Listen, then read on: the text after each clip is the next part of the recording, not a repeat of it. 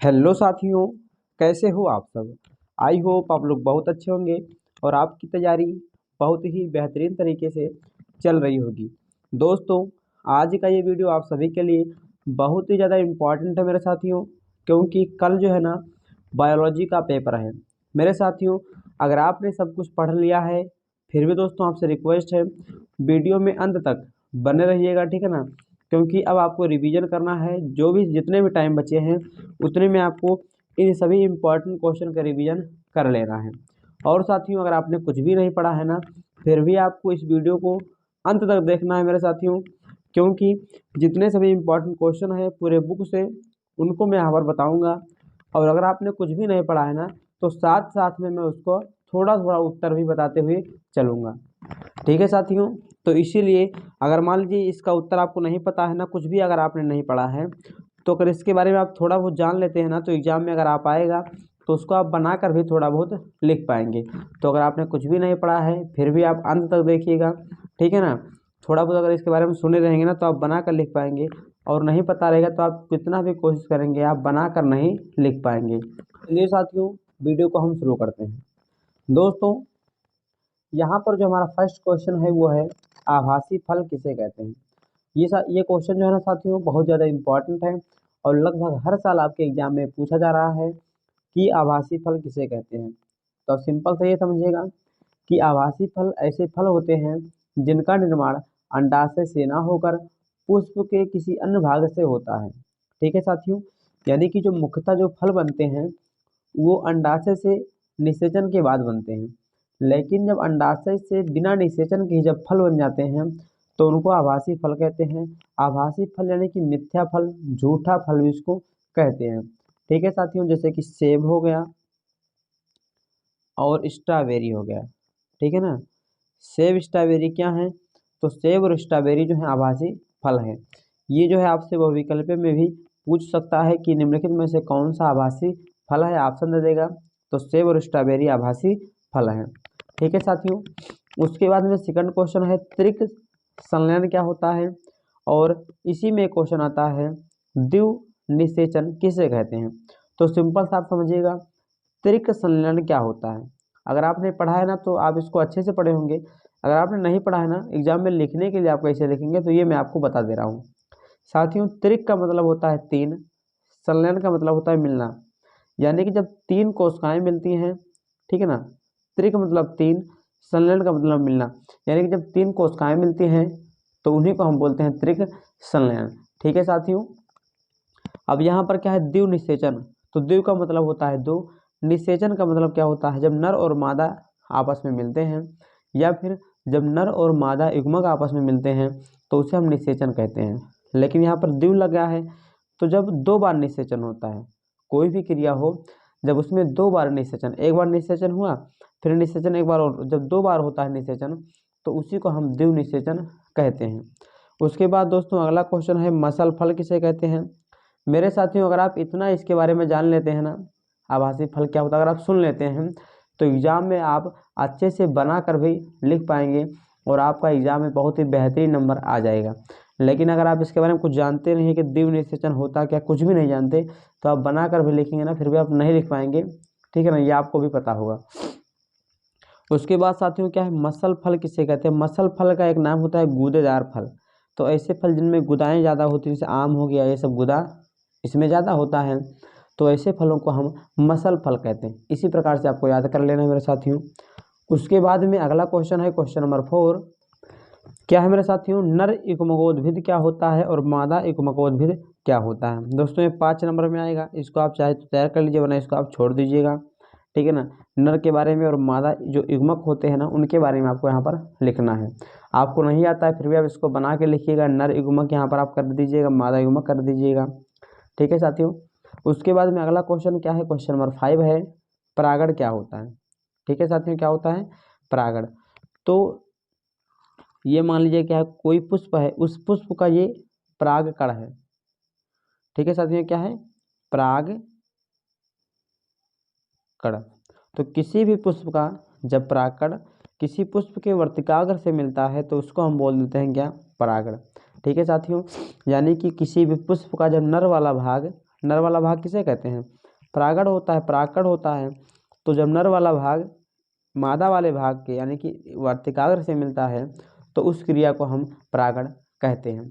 ठीक है साथियों, आप सिंपल सा इतना लिख देंगे, या फिर आप लिख दीजिएगा कि जब नर वाला भाग, पुष्प का नर वाला भाग जब मादा वाले भाग से मिलता है तो उसे हम प्रागड़ कहते हैं। ठीक है साथियों, अगला क्वेश्चन क्या है? आसंग जनता, अनिषेक फलन और बहुभ्रूणता क्या होता है? अब चलिए इसके बारे में जान लेते हैं कि आखिर इसका डिफिनेशन आपको किस प्रकार से लिखना है। यहाँ पर साथियों क्या है? आसंग जनता, अनिषेक फलन और बहुभ्रूणता किसे कहते हैं? ठीक है साथियों, इसके बारे में आप पढ़ लीजिएगा, लेकिन मैं आपको थोड़ा बता दे रहा हूँ, ठीक है ना, कि आप बनाकर कैसे लिखेंगे। ठीक है साथियों, आसंग जनता, संग का मतलब होता है साथ साथ, आसंग का मतलब जब साथ साथ ना हो, जो पुष्प में जो नर युग्मक और मादा युग्मक जब साथ साथ नहीं होते हैं तो उसे आसंग जनता कहते हैं। उसके बाद में अनिषेक फलन क्या होता है? तो यहाँ पर आप छोटा आ को जब हटाएंगे तो यहाँ पर रहेगा निषेक फलन, यानी कि जब निषेक मतलब निषेचन, तो जब निषेचन के फल बनते हैं तो उसे निषेक फलन कहते हैं, और जब बिना निषेचन के फल बनते हैं तो उसी को हम अनिषेक फलन कहते हैं। ठीक है साथियों, उसके बाद में बहुभ्रूणता है। बहु का मतलब होता है बहुत, भ्रूणता का मतलब होता है भ्रूण, यानी कि जब एक बीज से बहुत सारे भ्रूण जब निकल आते हैं, या फिर एक बीज से जब बहुत सारे भ्रूण बनते हैं तो उसी क्रिया को हम बहुभ्रूणता कहते हैं। ठीक है साथियों, उसके बाद में लिखा है कि भ्रूण पोष क्या होता है? तो भ्रूण का मतलब होता है भ्रूण, पोष का मतलब आप समझिए याद करने के लिए पोषण, तो जो भ्रूण को पोषण देते हैं उन्हीं को हम भ्रूण पोष कहते हैं। उसके बाद में साथियों बीजांड क्या होता है? इसका चित्र आपको पढ़ लेना है, ठीक है ना। और उसके बाद में अर्तव चक्र, अर्तव चक्र को हम मासिक चक्र भी कहते हैं। ठीक है ना, इसको आप जानते होंगे, महीना आप नाम सुने होंगे, तो वही ये है। ठीक है ना, 28 दिन का एक चक्र होता है, फीमेल में होता है, इसी को हम बोल देते हैं आर्तव चक्र या फिर ऋतु स्राव भी कहते हैं। उसके बाद में साथियों नर और मादा जननतंत्र क्या होता है? इसके बारे में आप पढ़ लीजिएगा, मोस्ट इम्पॉर्टेंट है। और दोस्तों अगला क्वेश्चन, शुक्र जनन क्या है और अंड जनन क्या होता है? तो शुक्राणु निर्माण की प्रक्रिया को हम शुक्र जनन कहते हैं, और अंडाणु निर्माण की प्रक्रिया को हम अंड जनन कहते हैं। दोस्तों ये जितना मैं शॉर्ट में आपको बता रहा हूँ ना, ये केवल मैं आपको उन बच्चों के लिए बता रहा हूँ जिन्होंने कुछ भी नहीं पढ़ा है। और दोस्तों अगर आपने इसको पढ़ा है ना तो आपको अच्छे से रिवीजन करके तब आपको वहाँ पर एग्जाम में लिखना है। लेकिन जो लोग कुछ भी नहीं पढ़े हैं ना, उनको कुछ भी याद नहीं आता है, फिर भी उनके लिए मैं इतना बना के बता रहा हूँ कि जैसे 5 नंबर का रहेगा तो आपको 2 से 3 नंबर तो इस प्रकार से मिल जाएगा अगर आप बना के लिखेंगे। और अगर आपको कुछ भी नहीं पता, अंड जनन क्या होता है कुछ भी नहीं पता, तो आप बनाकर भी नहीं लिख पाएंगे। इसीलिए मैं आपके लिए थोड़ा बहुत जो है ना, एक प्रकार से आप कहिए कि एक रिलेटिंग मेथड से मैं आपको बता दे रहा हूँ। उसके बाद में साथियों जनसंख्या विस्फोट क्या होता है, यानी परिवार नियोजन भी, इसको ये भी क्वेश्चन काफ़ी बार पूछा गया है। तो किसी भी क्षेत्र विशेष में जब जनसंख्या इतना बढ़ जाए, ठीक है ना, जनसंख्या इतना बढ़ जाए कि वहाँ पर रहने के लिए जो आवास होता है, भोजन, पानी, इन सभी की कमी हो जाए तो उसे हम जनसंख्या विस्फोट कहते हैं। और यहाँ पर परिवार नियोजन है दोस्तों, तो परिवार को नियोजित करने की प्रक्रिया को, यानी हमारे दो जो परिवार नियोजन की प्रक्रिया को हम इसको क्या बोल देंगे? परिवार नियोजन कहते हैं। यानी जो परिवार है ना उसको नियोजित करें, उसको ज़्यादा बढ़ने ना दें, तो उसी प्रक्रिया को हम परिवार नियोजन कहते हैं। उसके बाद में साथियों क्वेश्चन इंपॉर्टेंट है कि सहायक जनन तकनीकी क्या होती है? सहायक का मतलब जो सहायता करे, जनन का मतलब जनन में, तकनीकी का मतलब एक प्रकार का टेक्नोलॉजी, मतलब कोई ऐसी विधि जो जनन में सहायता करती है। कुछ महिलाएं ऐसी होती हैं जिनको बाज बोलते हैं, आप लोग नाम सुनेंगे बांझ, मतलब कि जिनमें जो है जनन करने की क्षमता नहीं होती है, उनमें जनन कराने के लिए, ठीक है ना, कुछ तकनीकी होती हैं जिस तकनीकी को हम सहायक जनन तकनीकी कहते हैं। जैसे एक होता है IVF, इन विट्रो फर्टिलाइजेशन होता है, एक होता है गिफ्ट, एक होता है जिफ्ट। तो ये सभी ऐसी तकनीकी हैं जिनके माध्यम से जो महिलाएं बच्चों को जन्म नहीं दे सकती हैं ना, उनमें कुछ विधियां होती हैं, उनको अपनाकर वो बच्चों को जन्म देने के लिए सक्षम हो जाती हैं। ठीक है साथियों, उसके बाद में यौन संबंधी कुछ रोग होते हैं, आपको पढ़ लेना, जैसे एडस हो गया, ठीक है ना, यौन संबंधित रोग है ये। उसके बाद साथियों टर्नल सिंड्रोम और डाउन सिंड्रोम क्या होता है? मोस्ट इम्पॉर्टेंट क्वेश्चन है। इसमें क्या होता है? गुणसूत्रों की जो संख्या होती है ना वो घटती और बढ़ती है। कोई भी दोस्तों सिंड्रोम आ जाए, लक्षण सभी का सेम आप लिख दीजिएगा, फिर भी आपको नंबर मिल जाएगा। लक्षण में क्या लिखना है, बच्चे का मुंह हमेशा खुला रहता है, बच्चा मंदबुद्धि होता है और बच्चे की हाइट नहीं बढ़ती है, इतना आपको इसमें लिख देना है।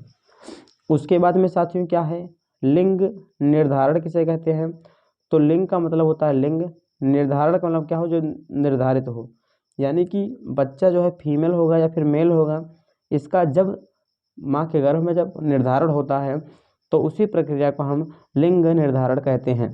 उसके बाद साथियों सिकल सेल एनीमिया क्या होती है, यानी कि जब हीमोग्लोबिन जो होता है हंसिया के आकार का हो जाता है तो उसी को हम सिकल सेल एनीमिया कहते हैं। उसके बाद साथियों मेंडल के नियम आपको पढ़ लेना है, मोस्ट इम्पॉर्टेंट है, ठीक है ना। मेंडल ने 3 नियम दिए थे, प्रभाविता का नियम, स्वतंत्र अभिवन का नियम और पृथक्करण का नियम। प्रभाविता का नियम क्या होता है, तो जिसमें कोई एक प्रभावी हो जाता है। पृथक्करण का नियम क्या होता है, वो पृथक हो जाते हैं फिर भी शुद्ध रहते हैं, तो पृथक हो गए तो पृथक्करण का नियम, शुद्ध रह गए तो फिर इसे हम शुद्धता का नियम भी कहते हैं। उसके बाद में स्वतंत्र अभिवन का नियम, वो क्या होते हैं, स्वतंत्र तो होते हैं किसी भी पीढ़ी में जाने के लिए, तो इसीलिए उसे हम स्वतंत्र अभिवन का नियम भी कहते हैं। उसके बाद में साथियों लिंग संलग्न लक्षण क्या होते हैं, एक्स वाई, ये इसको आपको पढ़ लेना है साथियों, ठीक है ना। उसके बाद में मानव जीनोम क्या होता है, तो जो मानव में जो जीन होते हैं उनको गिनने के लिए कुछ प्रक्रियाएं होती हैं जिसमें बहुत बहुत रुपए खर्च होते हैं, उन्हीं को हम मानव जीनोम कहते हैं। डीएनए क्या होता है, आरएनए क्या होता है, आनुवांशिक कोड क्या होता है, मोस्ट इंपॉर्टेंट आप पढ़ लीजिएगा। डीएनए क्या है, तो डी ऑक्सीराइबोन्यूक्लिक एसिड, राइबोन्यूक्लिक एसिड, ठीक है ना, ये इंपॉर्टेंट क्वेश्चन है।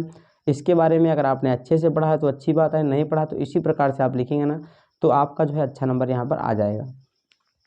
उसके बाद में साथियों डीएनए द्विगुणन क्या होता है, ये डीएनए ऐसे होता है, इसी को आपको यहाँ पर बना के समझाना होता है। जीवन की उत्पत्ति कैसे हुई आप सभी को पता है, ठीक है ना। और डार्विन ने अपना सिद्धांत क्या दिया था, ये आपको अच्छे से तैयार कर लेना है। डार्विन का मतलब, डार्विन जो वैज्ञानिक थे, वाद का मतलब सिद्धांत होता है, ठीक है ना।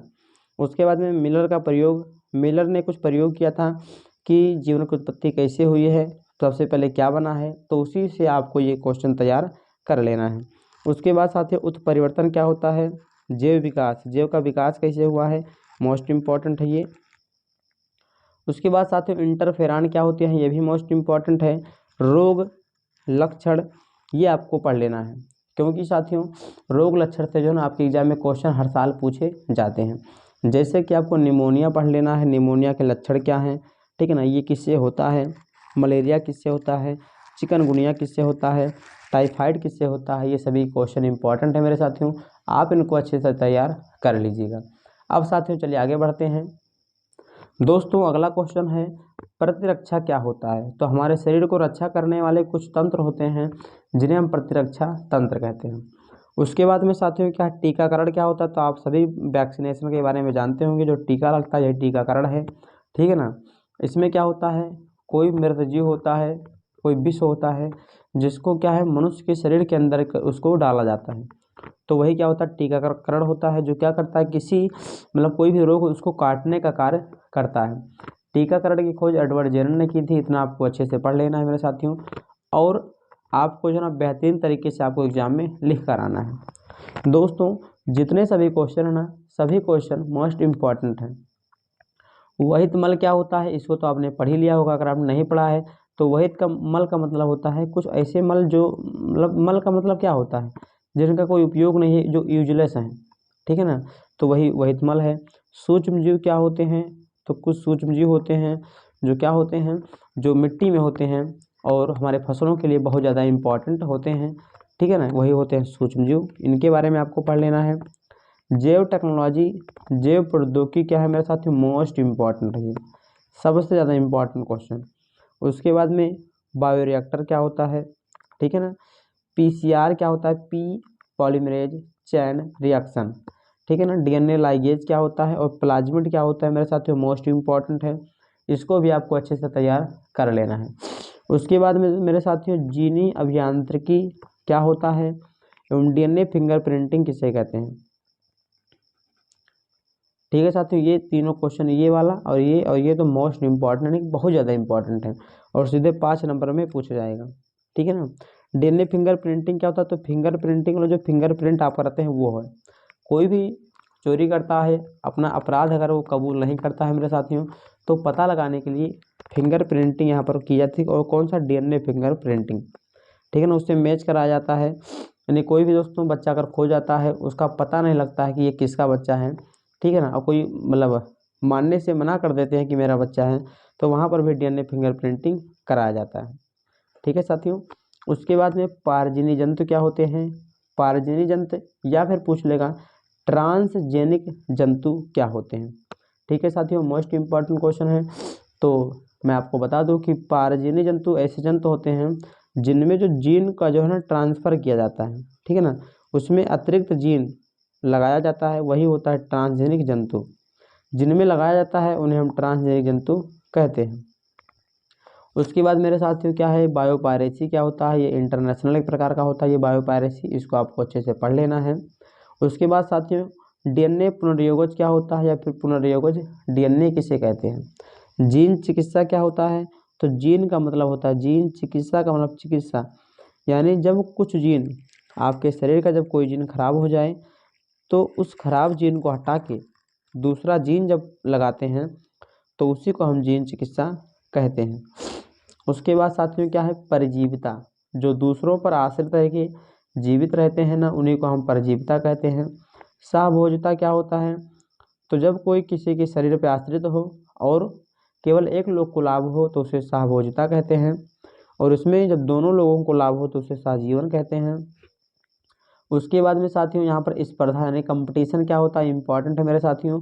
समष्टि भी इम्पॉर्टेंट है, और ये इम्पॉर्टेंट है पारिस्थितिकी क्या होता है, ठीक है ना, पारिस्थितिकी पूछ लेगा, पारिस्थितिकी तंत्र किसे कहते हैं, ये भी इम्पॉर्टेंट है, उसके प्रकार भी पूछा जाता है। और मेरे साथियों मोस्ट इम्पॉर्टेंट है ये, इसको भी आपको बहुत ही बेहतरीन तरीके से तैयार करके जाना है। उसके बाद में साथियों क्या है, जैव विविधता किसे कहते हैं, मोस्ट इम्पॉर्टेंट है, ठीक है ना। जानवरों को रहने के लिए, जीव जंतुओं को रहने के लिए कुछ आवास बनाए गए हैं, कुछ आवास हैं जो कुछ प्राकृतिक भी हैं, कुछ मानव निर्मित भी हैं, तो उसी को हम जैव विविधता कहते हैं। 22 मई को जैव विविधता दिवस मनाया जाता है, ठीक है ना। उसके बाद में राष्ट्रीय उद्यान क्या है, तो राष्ट्रीय उद्यान का मतलब, राष्ट्रीय का मतलब होता है राष्ट्रीय, और उद्यान का मतलब एक प्रकार का बगीचा जिसमें जीव जंतु रहते हैं, ठीक है ना। संकटग्रस्त जातियाँ क्या हैं, और विलुप्त जातियाँ, तो ऐसी जातियाँ जो संकट में हैं, मतलब कि वो धीरे धीरे खत्म होती जा रही हैं, उन्हीं को बोलते हैं संकटग्रस्त जातियाँ। और ऐसी जातियाँ जो विलुप्त हो गई हैं उन्हें विलुप्त जातियाँ कहते हैं। जैसे बटेर हो गया, ठीक है ना, बटेर आपका हो गया, बाघ हो गए, शेर हो गए, सब विलुप्त जाती हैं, संकटग्रस्त हैं ये लोग, ठीक है ना। उसके बाद में तप्त स्थल क्या होता है, मोस्ट इम्पॉर्टेंट है, जिसको आप हॉट स्पॉट कहते हो, ठीक है ना, वो हॉट स्पॉट नहीं फ़ोन वाला। उसके बाद साथियों क्या है, रेड डाटा बुक किसे कहते हैं, ठीक है ना, ये इम्पॉर्टेंट है, रेड डाटा बुक। तो रेड का मतलब लाल, डाटा का मतलब डाटा, बुक का मतलब किताब। लाल डाटा का किताब होता है, यानी कौन कौन सी जातियाँ विलुप्त हो गई हैं, कौन कौन सी जातियाँ संकट में हैं, इनका जो विवरण जिस बुक में होता है उसी बुक को हम रेड डाटा बुक कहते हैं। उसके बाद साथियों बायोस्फीयर रिजर्व क्या होते हैं, यहाँ पर भी रिजर्व किया जाता है जीव जंतुओं को, ठीक है ना। बस इतना क्वेश्चन दोस्तों आपको तैयार कर लेना है, और साथियों एग्जाम में कोई भी प्रश्न आपको छोड़ना बिल्कुल भी नहीं है, ठीक है ना। कोई भी क्वेश्चन आ जाएगा आपको अच्छे से दोस्तों करके आना है। अगर दोस्तों आपने पढ़ा है तो आपका अच्छी बात है, आपका रिवीजन हो गया होगा, और आप अभी भी रिवीजन कर लीजिए जो भी टाइम बचा हुआ है। लेकिन साथियों अगर आपने कुछ भी नहीं पढ़ा है ना, इसी प्रकार से मैंने जो जो बताया है ना, अगर आप इतना सुने होंगे तो एग्ज़ाम में अगर आप बनाकर भी लिखेंगे ना तो आपका 5 नंबर का रहेगा, तो आपका 3 नंबर दोस्तों मिल जाएगा, बिल्कुल गारंटी के साथ कह रहा हूँ। क्योंकि साथियों मैंने आपको जो जो बताया है ना, आप उसके बारे में आपको पता है और 100% सही है। बस कमी क्या है उसमें कि आप जो है मैंने आपको छोटा छोटा बताया है, लेकिन आप थोड़ा इसको खींच के लिखेंगे, थोड़ा बड़ा कर देंगे ना, फिर भी आपको अच्छा नंबर मिल जाएगा। लेकिन गलत लिखने से तो बिल्कुल बहुत अच्छा है कि आप उसको सही सही लिखिए लेकिन कम लिखिए, ठीक है साथियों। तो ये रहा आज का वीडियो दोस्तों। एक वीडियो जो है अभी नेक्स्ट आने वाला है, जिसमें मैं आपको बताऊंगा कि बिना पढ़े बायोलॉजी में दोस्तों बनाकर कैसे लिखें, ठीक है ना। बिना पढ़े भी आप बायोलॉजी को बनाकर कैसे लिख सकते हैं, ठीक है साथियों। तो उस वीडियो को आप ज़रूर देखिएगा। आज के लिए इतना ही, फिर मिलते हैं किसी नेक्स्ट वीडियो में। तब तक के लिए जय हिंद, वंदे मातरम, जय माँ सरस्वती।